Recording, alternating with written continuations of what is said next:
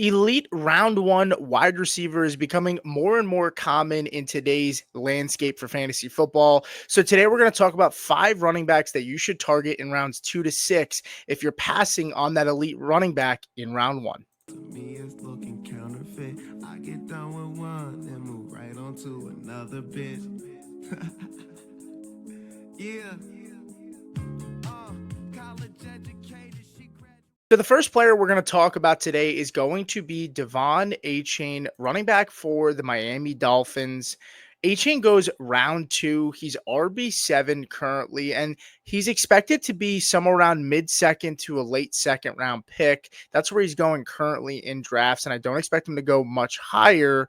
He's 5'9", 188 pounds, was a third round pick in 2023 out of Texas A&M, 23 years old, and this was the RB5 in 2024. Now, when we look at his season last year, 1,499 scrimmage yards, 12 total touchdowns, and he had 78 receptions, which is elite production from a PPR standpoint. And I just don't understand. I mean, this is a guy who was RB5, even with Tua missing time, and even with that offense looking bad and taking a step back last year, he was still able to put up a top 5 fantasy finish. So I don't exactly know why he's going much later, but he could be a very good value and a guy that I could see in a world finishing as the RB1 if the things if the cards play out right for him. And when we also look back at last year, he was tied with Rachaad White in receiving touchdowns by a running back with 6, which is just another bump up to his ability to catch the football. 18.8% red zone target share, which was 6th in the NFL for running backs last year, with a minimum of 50% of the red zone snaps on their team.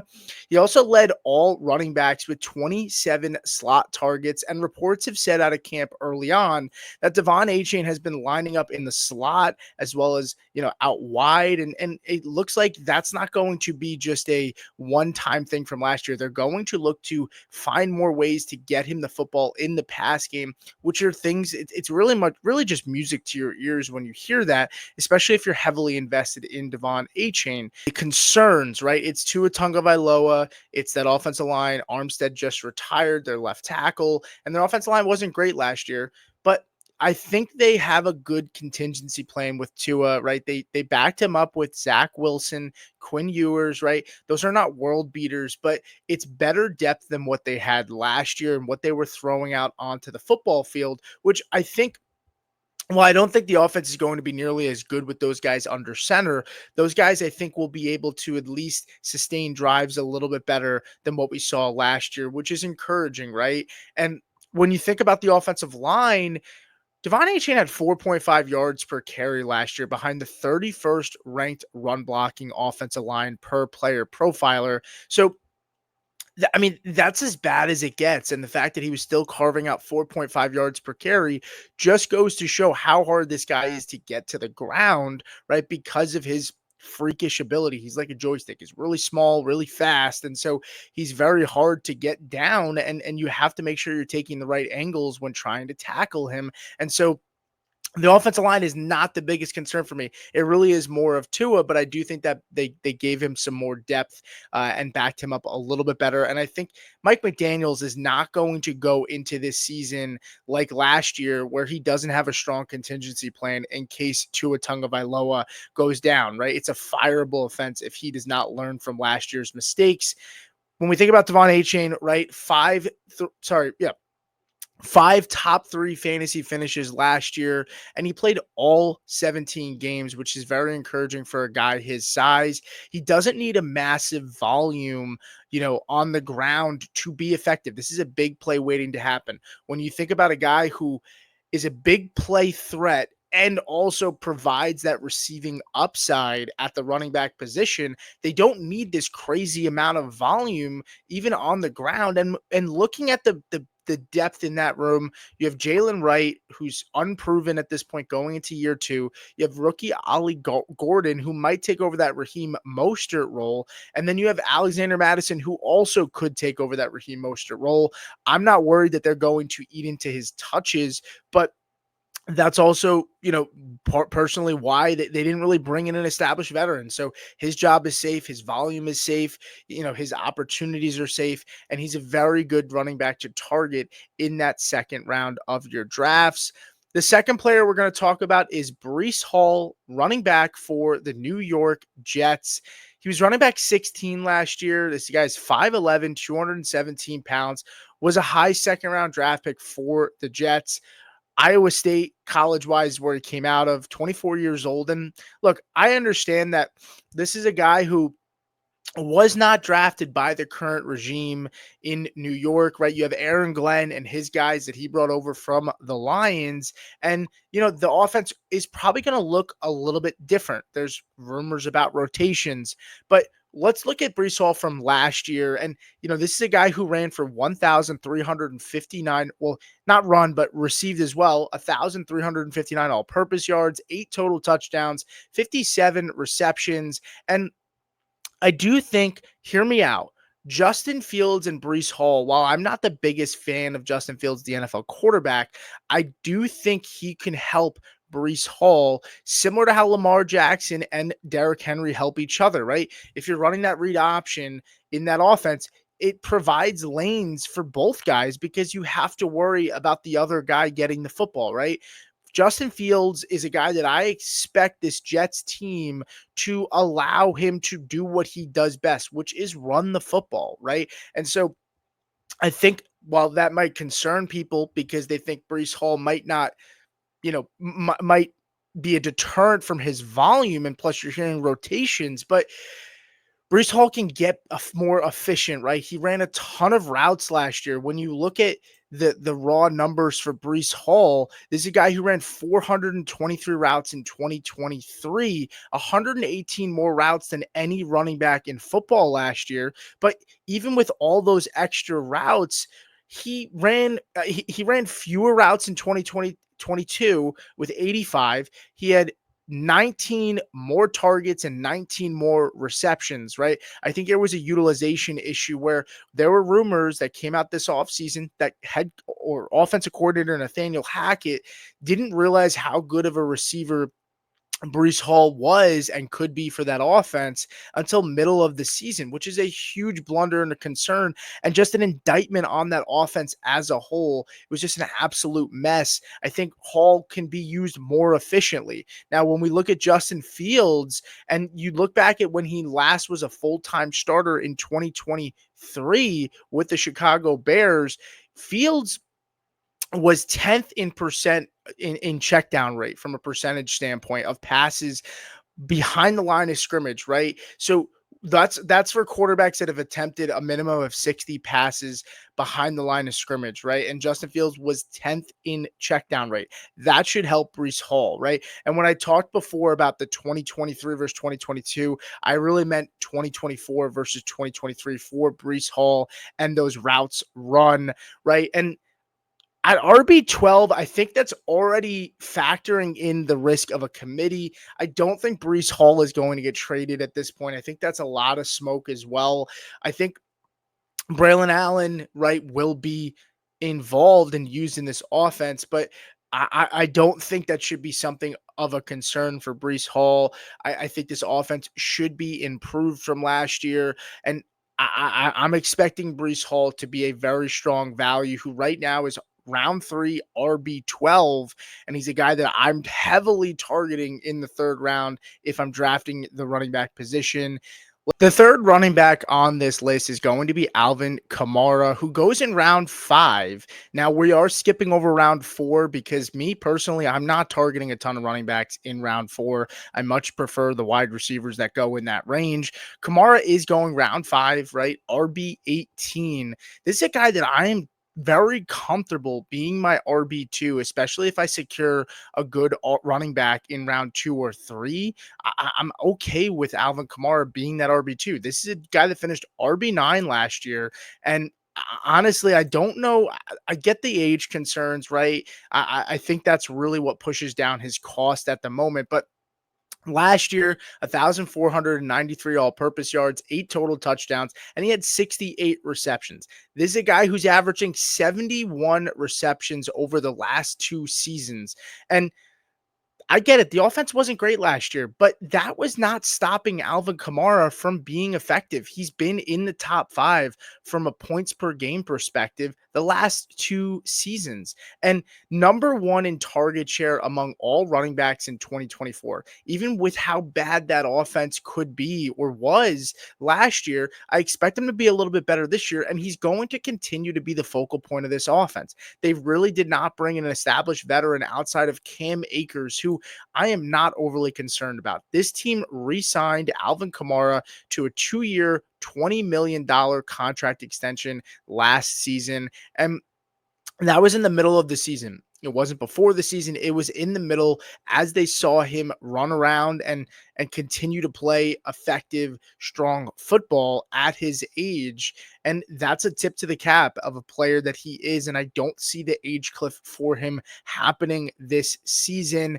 Again, back-to-back top 5 points per game finishes. And he had 4.2 yards per carry, which was actually a career high with bad quarterback play. And he faced the 8th most stacked boxes in the NFL last season.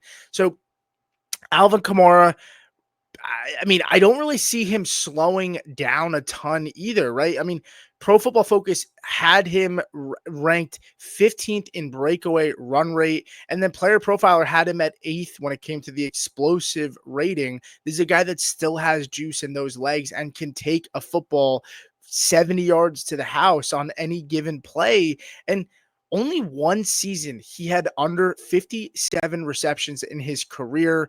Target running backs in offenses that are going to throw the football to the running back, unless you're getting elite running backs like Derrick Henry, where you know they're going to be in elite offenses. You want a piece of that. And even if he's not going to get the receiving volume, we know he's going to score touchdowns and get a lot of opportunities at the goal line. But Alvin Kamara is severely underrated. I've said it plenty of times on this channel, even on Player Profiler. If you haven't checked my workout, go check it out there. But Alvin Kamara is a guy I'm heavily targeting at this price. I really do not expect him to inflate a ton at where he's going by the time August rolls around. The 4th running back on this list is going to be RJ Harvey, running back for the Denver Broncos, rookie running back selected in the 2nd round by Sean Payton out of UCF. He's 24 years old, 5'8", 205 pounds, and right now he's going in round 6, RB19, just one running back behind Alvin Kamara. And when we look at the season that RJ Harvey had last year, 1,577 rushing yards, 25 total touchdowns, 6.8 yards per carry, and he had 267 receiving yards. That was good enough for a 43.8% college dominator rating per Player Profiler. And I want all of the RJ Harvey. This is not a competitive room, and Sean Payton's done wonders for running backs, especially ones that he drafted inside the top 100. If you remember, it's been Reggie Bush, it's been Mark Ingram, and it's been Alvin Kamara. And there have been hints that, the coaching staff has shown RJ Harvey a lot of tape of some of those players, right? Because there's a good chance that Sean Payton's going to want to utilize him similarly. He was a former quarterback turned running back, so not a ton of tread on those tires.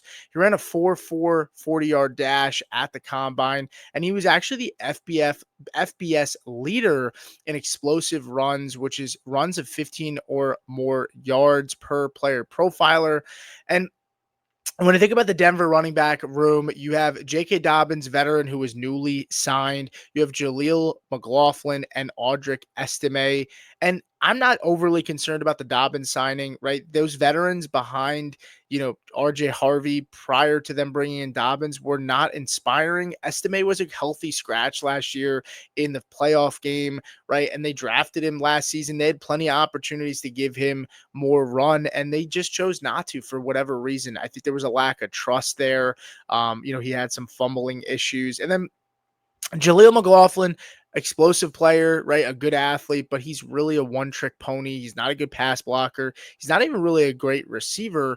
But when he's on the field, he's likely getting the football, and it just became a huge tell for Sean Payton and this offense. We saw 117 running back targets in this offense, which was fifth most in 2024. And Sean Payton has consistently had one of the highest target shares to the running back position for every single year he's coached in the NFL, dating back to his days with the Saints as the offensive coordinator slash head coach there. And again, I want exposure here, right? This is a high floor player, in my opinion, explosive running back, right? He's going to give us a good floor with those touches in the receiving game.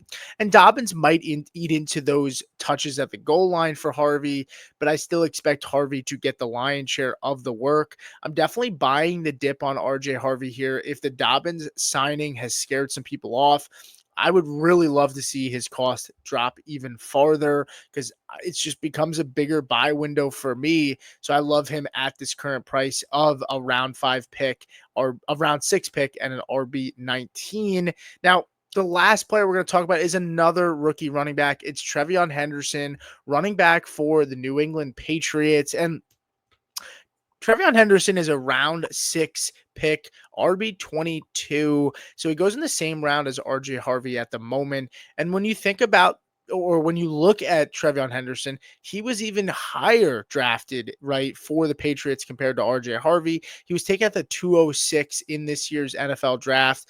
He's not a big body player either, 5'10, 202 pounds, but he plays really big, right? This is the best pass blocker of this class, in my opinion, at the running back position. He had 1,013 rushing yards, 11 total touchdowns, 6.9 yards per carry in 2024 as, in college. And he also had 284 receiving yards. One thing to note, this guy did not fumble last season in 360 touches or in his last 360 touches. And that's a big sigh of relief for this coaching staff. You remember Antonio Gibson's had a fumbling issue.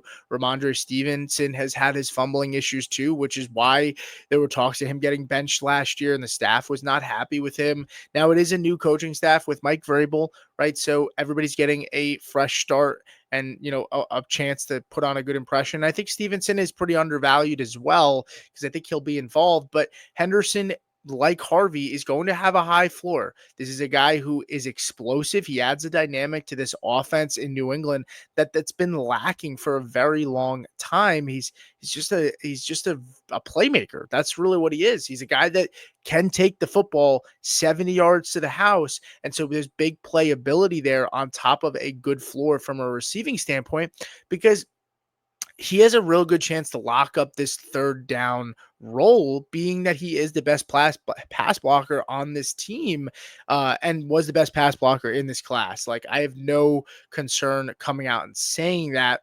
And when I think of, TreVeyon Henderson, I think you get a reliable, RB3 with good RB2 upside. And if you're anchored at the running back position where you get a strong RB1 in round 2 or 3, I'm okay with Henderson being your RB2. And if he's your RB3, I'd be ecstatic. But that's going to do it for me, guys. Thank you so much for watching. If you haven't already, like and subscribe to the show, and we'll see you guys next time. To me, it's looking counterfeit. I get done with one, then move right on to another bitch. Yeah.